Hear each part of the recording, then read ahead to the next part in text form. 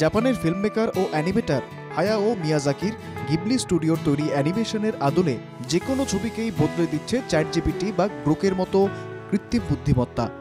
ইতিমধ্যেই বহু মানুষ গিবলি ট্রেন্ডে গা ভাসিয়েছেন। বলা ভালো, ভারতেই সবথেকে বেশি গিবলি ছবি রূপান্তরিত হয়েছে। তালিকায় অভিনেতা অভিনেত্রী থেকে সাধারণ মানুষও শামিল। সোশ্যাল মিডিয়ায় প্রচুর মানুষ এটাকে ইউজ করছে, নিজের ছবি কার্টুনে পরিণত করছে। না, আমি পার্সোনালি ইউজ করিনি সেভাবে, কিন্তু আমার এক ফ্রেন্ড আমাকে করে দিয়েছিল।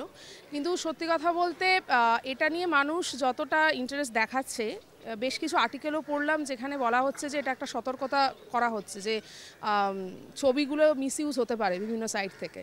সো আমার মনে হয় ট্রেন্ডে গা ভাসানো অবভিয়াসলি খুব ভালো একটা জিনিস, হয়তো আমিও গা ভাসাই, কিন্তু এর পাশাপাশি আমাদের সতর্ক থাকাটাও ভীষণ ইম্পর্টেন্ট। কারণ এই মুহূর্তে দাঁড়িয়ে সোশ্যাল মিডিয়া থেকে যেভাবে মানুষের নানান রকম ক্ষতি হচ্ছে, মানে ভালোও হচ্ছে ক্ষতিও হচ্ছে, তার মধ্যে এটা কিন্তু একটা পার্ট হতে পারে। সো অবভিয়াসলি কেয়ারফুল থাকা উচিত যে কোনো জিনিস ইউজ করার আগে, আমার মনে হয়।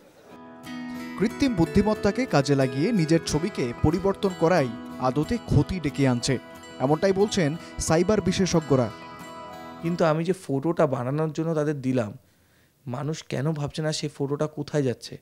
আমার ফটো যে আমি দিচ্ছি কাউকে, তার সাথে কি আমার কোনো ডিক্লারেশন বা এনডিএ সাইন হয়েছে, নন ডিসক্লোজার এগ্রিমেন্ট, যে আমার এই ফটোটা আর অন্য কোনো কাজে ব্যবহৃত হবে না, বা আমি যে ফটোটা আপলোড করছি সেই ফটোটা সুরক্ষিত থাকবে?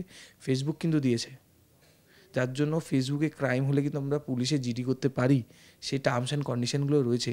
কিন্তু ওপেন এআইয়ের সাথে কি কোনো রকম টার্মস অ্যান্ড কন্ডিশন হয়েছে? এবং সবথেকে ভয়ঙ্কর বিষয়গুলো, ওপেন এআইয়ের সার্ভার ইউএসএতে, তবে না আমি আমার ফটোগুলো দেশের বাইরেই চলে গেল। বিপণনের জন্য ঘিবলিকে ব্যবহার করা হচ্ছে, ভবিষ্যতের এআই চালিত শিল্পের জন্য দরজা খুলে দিচ্ছে। ওপেন এআই এর সিইও স্যাম অল্টম্যান বলছেন, এর কিছু নেতিবাচক দিক থাকলেও সামগ্রিক প্রভাব অত্যন্ত ইতিবাচক। ঘিবলিতে আগ্রহের দিক থেকে এই মুহূর্তে গুজরাট রয়েছে সবার আগে, তারপরেই রয়েছে আন্দামান ও নিকোবর দ্বীপপুঞ্জ, এরপরেই 59 স্কোর করে ওড়িশা ও অসম রয়েছে তৃতীয় ও চতুর্থ স্থানে, 58 স্কোর করে বাংলা রয়েছে পঞ্চম স্থানে। তবে দেশের উত্তর পূর্বের মানুষজনের ঘিবলি নিয়ে আগ্রহ কম, তবে এর ক্ষতিকারক দিকটাই উল্লেখ করছেন সাইবার বিশেষজ্ঞরা। যদি সার্ভারটা কোনোভাবে হ্যাক হয় এবং হ্যাক হয়ে হ্যাকাররা যদি এই ছবিগুলো কালেক্ট করে নেয় এবং গিয়ে ডিপ ওয়েবে ছড়িয়ে দিতে পারে, তার সঙ্গে এই ছবিগুলো ইউজ করে আপনার ফেস বায়োমেট্রিক তাহলে লিক হয়ে গেল।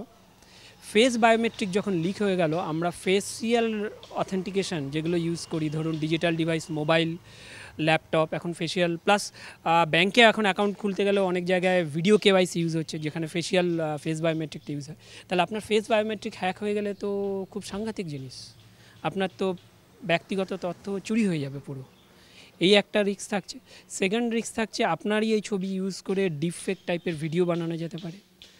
থার্ড বলবো যে যখন আমরা এগুলো আপলোড করছি, তখন ছবির ভেতরে যে মেটাডাটা থাকে, যেমন ধরুন আপনার GPS location information, device information, date, time, IP অ্যাড্রেসও থাকতে পারে, সেইগুলো কিন্তু বাইরে কারো হাতে চলে গেল, এআই সিস্টেমের হাতে। ঘিবলি নিয়ে আগ্রহ বেশি দক্ষিণ এশিয়ায়, আগ্রহের দিক থেকে বাংলাদেশের পরে রয়েছে ভারত। কল্পনার জগতে ভাসতে সকলেই চায়, কিন্তু সেই কল্পনার জগতে ভাসতে গিয়ে আদতে বিপদ ডেকে আনছেন না তো নিজের জীবনে? প্রতি মুহূর্তে গিবলি আর্টে তারা নিজেদেরকে সুন্দর করে তোলা অথবা নিজেকে অন্য রকম দেখার যে ইচ্ছা, সেই ইচ্ছা প্রকাশ করছেন, কিন্তু সেই গিবলি আর্টই কিন্তু বিপদ ডেকে আনছে, এমনটাই বলছে বিশেষজ্ঞরা।